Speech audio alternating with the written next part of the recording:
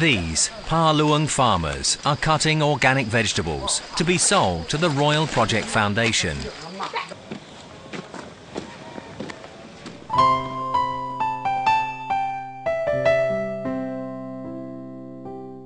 The largest area of organic vegetable plantation on Doi Angkhang is at Ban Nol Air. At present, its organic produce is highly demanded by the market, apart from its temperate fruits such as peaches, plums, pears, kiwi fruit and strawberries, its dominant crops.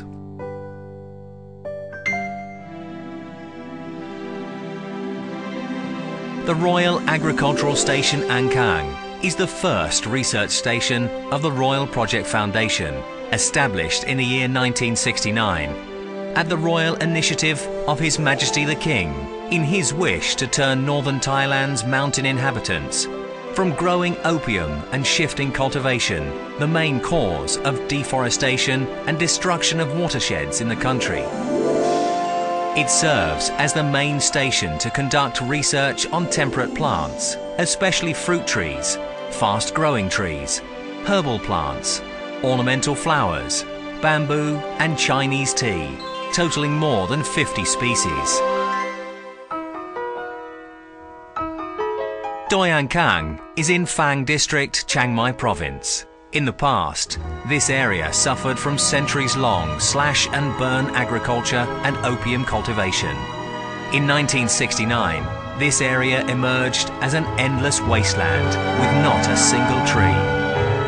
The working group selected an area on Doi Angkhang at 1,400 meters above mean sea level to establish a station for research on temperate plants.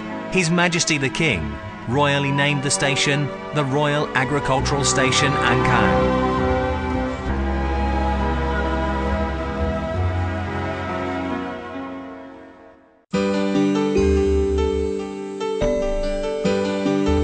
Thereafter, the rehabilitation of watershed forests through reforestation and zoning of land use started, in tandem with research and experiment to find temperate crops which are suitable for highlands in the country. The research and experiments were conducted continuously. Soon, several temperate crops started to bear fruits. Villagers began to participate in reforestation and in the Community Forest Project, in which they were encouraged to plant trees for their own uses. The planted trees were theirs, and they could make use of wood from pruning or trimming. All promoted fast-growing trees were from abroad.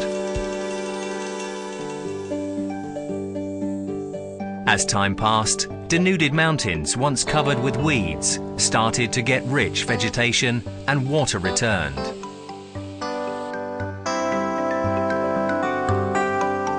Thanks to various research works, numerous temperate fruit trees and vegetables were successfully propagated and started to be promoted to agriculturalists through various government agencies working jointly in the form of the Angkhang Royal Development Centre. These crops were put on trial by hill tribe people around the station.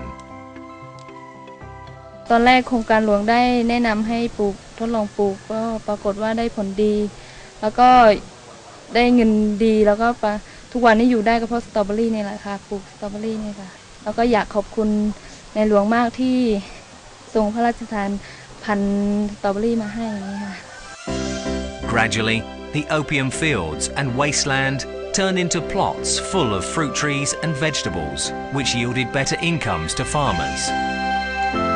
Until now, over 20,000 rai, about 8,000 acres of cultivated area, are filled with temperate plants and vegetables with economic added values.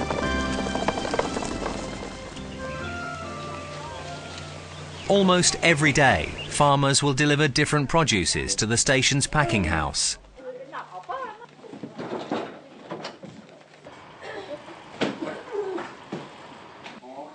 The Royal Project Foundation is responsible for purchasing, packaging, marketing and delivering farmers' products.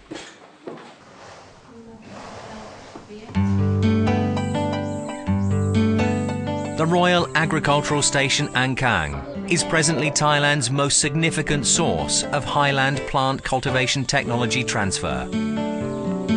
Each year, a large number of farmers and interested persons from various institutions and organizations visit the station to learn the technologies.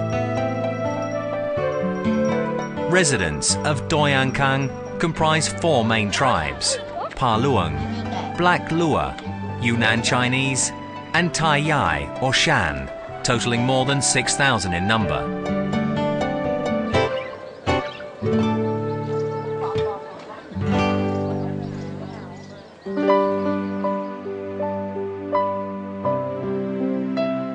These days, they no longer depend on uncertain incomes from opium cultivation, because they earn stable incomes from planting scores of temperate plants according to their own preferences.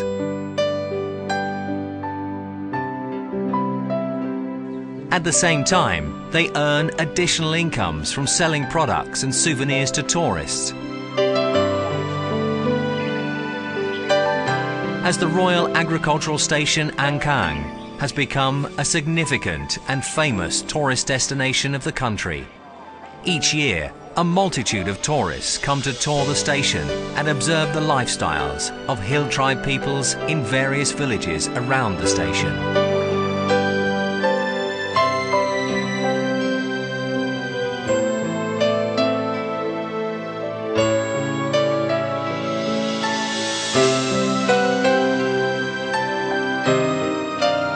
They earn stable incomes, have improved lives and livelihood, participate in the conservation of local culture and the environment, and become more aware of the importance of the forest and the watershed areas. This will be sustained in the future.